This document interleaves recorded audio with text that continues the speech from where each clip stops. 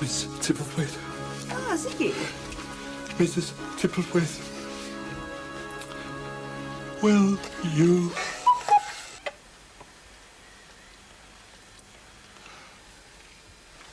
Will you...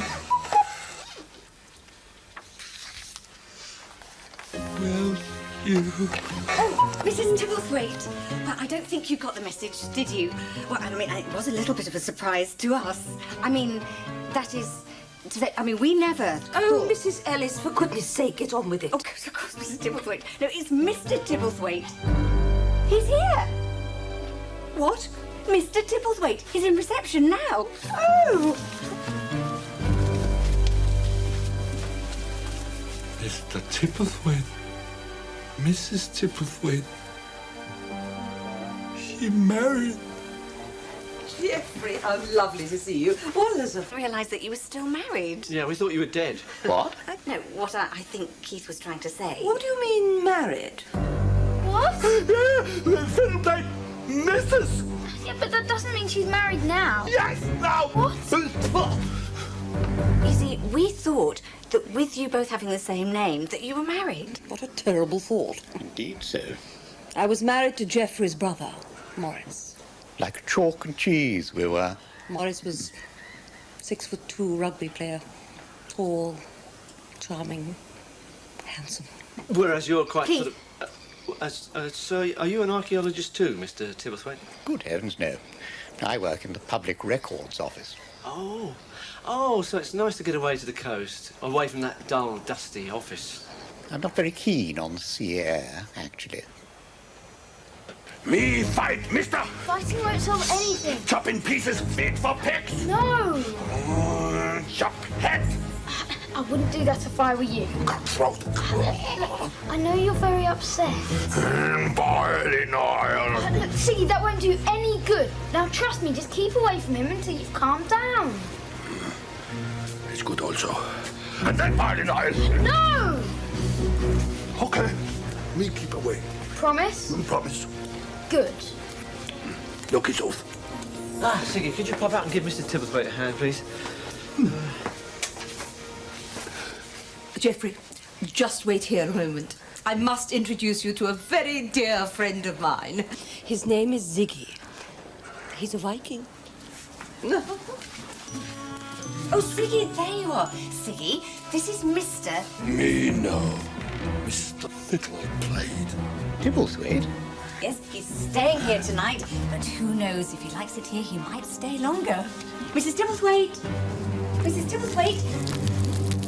You with a Viking, by any chance? Yeah. Siggy?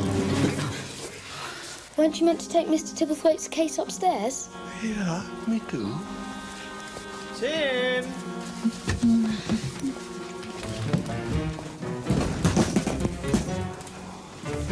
Oh, you've met already. Yeah. Bonjour. Yes, Jeffrey. Nothing. I'll tell you later. I'll just go get unpacked. Me go help. I just knew they'd get along.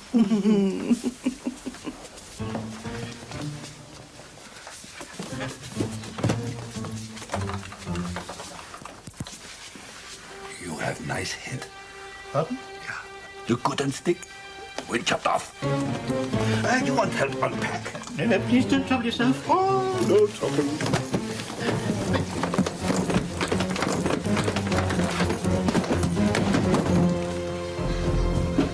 Siggy! What happened? Siggy help, mister. Case click-clack. Clothes flop on floor. You didn't help the clothes flap on floor, did you, Siggy? Siggy? My brother-in-law will be joining me for dinner, Mrs. Ellis. Oh, well, that's no problem. A table for two? Hi, Mr. Tipplethwaite. Oh, hello, Zoe. Did I mention anything about his allergy? Allergy. What are you making anyway? Oh, yuck, fish cakes. No, not exactly. Fish cakes are really boring. Look, I'm not making fish cakes. I'm making Thai pâté de poisson in satay sauce. What's that then? well, it's fish cakes, really, but with a peanut sauce. So Mr. Tipplethwaite can't have nuts in anything? Not even a sauce? Oh, dear me, no. Not the slightest trace. All his food must be nut-free. I think you better come into the kitchen.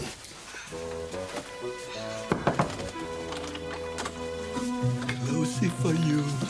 I'm sure it's just an accident, Mr. Tipplethwaite. Accident? Yes, yes, I'm sure.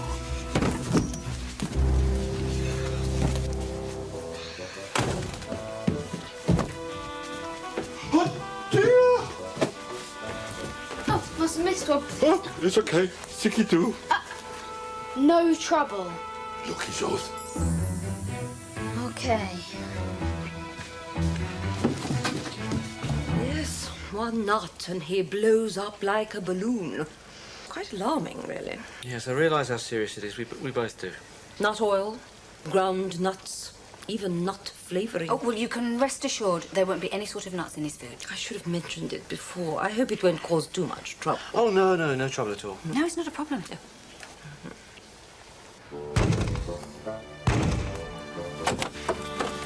More Closey.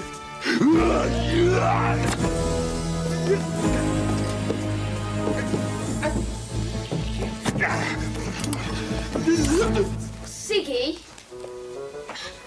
you haven't been causing any trouble. Look. Look, his oath. Yeah, but it's not just the peanuts in the satay sauce. There's ground almonds in the fish cakes, too. We'll just have to give him something simple, like fish and chips. No, but we've got groundnut oil in the fryer. Oh, well, we'll just check everything then. Ziggy has such a sweet nature. He's like a child. He strikes me as barking mad. No. He's a free spirit. I didn't see it to begin with, but first impressions can be wrong. I think I've still got the impression in my hand. He's just like a big puppy dog. Needs putting down. Geoffrey, please. Right. Here's a seafood starter. Prawns, crab meat, mussels. Even Mr. Tipplethwaite must like that. Yeah.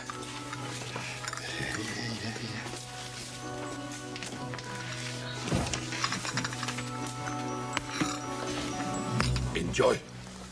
I can't eat this. Out of the question. I can't abide seafood. If you'll excuse me, I'll start. I'm ravenous. Mr. Fiddleplate, no eat. What's wrong with it? Oh, I'll go and have a word. Go on, Zoe, tell me. Buy your own paper. Oh, come on, Zoe, it's only a horoscope. Then why are you so interested? I'm not. I just want to know. Was something wrong with the seafood starter? Yes, it had seafood in it. It gives him terrible wind. Oh, well, why didn't you say? He doesn't like to mention it. Do you, Geoffrey? Here we are. Look out, a friend may let you down. Any wiser now? I think I might be. Mrs. Tipplethwaite? Excuse me for interrupting, but can I ask you a question? Ziggy!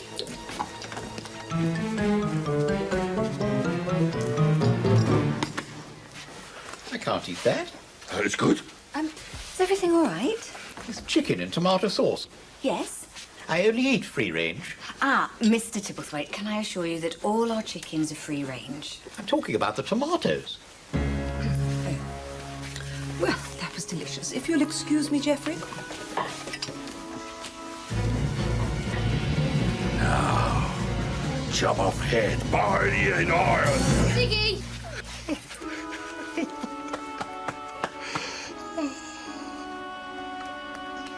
Carboxymethylcellulose. Does that sound nutty? Sounds like you have to be nutty to eat it. Ah, look. Here we are, just the job. To be honest, I'm just a bit fed up with Mr. Tipplethwaite. Yeah, but you've got to feel sorry for him, Keith. I mean, what was it that she said? One nut and he blows up like a balloon. You keep away from me. I don't want to have to fight you. I'm warning you. Oh, Ziggy no fight. Ziggy friend. Really? Really? Oh, really? Ziggy sorry. Oh. Well, if you say so. Ziggy give present. Do. Really, there's no need. Yeah. Eat. I can't. Eat. Ziggy, what's he doing? What's going on? I told you, your Viking is quite mad. He's forcing me to eat these. Ziggy, is this true? Do you have any idea what this would do to my... Ah! Ah! Ziggy!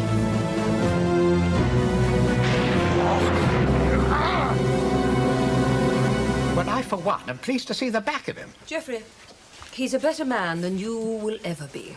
I don't think You're you a can... wimp, Geoffrey. You always have been and always will be. Why I got saddled with you as a brother-in-law, I'll never know. Brother, Mrs. Tipple. Be quiet, Tim. I'm just getting into my stride. No, this is really important. I've got to speak to you now. It's about Ziggy. No, of course it didn't come true. Everybody else's seemed to, but not mine. Handsome stranger, I ask you. Call you back.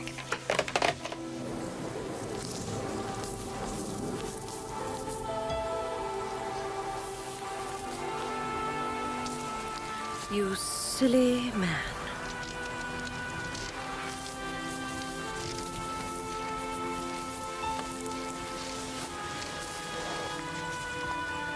Geoffrey's gone home. Between you and me, my brother-in-law and I never got on very well. Brother-in-law. No, brother-in-law. I was married to Geoffrey's brother. He died 5 years ago. Not mister? Not husband? No, I'm a widow. Window. No, widow. I haven't got a husband at the moment.